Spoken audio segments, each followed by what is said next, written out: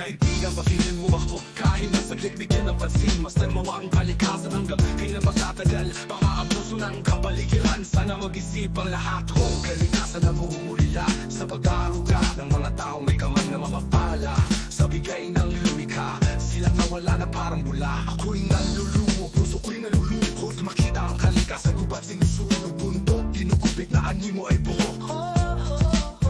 Bundok na kalbo, mga hayop ay naglayas ang kanilang tahanan. Sinakop ng tao, sa malayo sila nakatingin, sigura kumakalam. Sino ang di luluwapit at tinatagulan, tubig lumalagas sa putik ang dala. Tinatalay lahat ng bagay na madaanan. Ang tao sa ilalim ng lupa, naghuhukay ng luga na parang mga daga kapag lupa ay umalo. Bahayay ay kukuo, baka tao ay matagunan.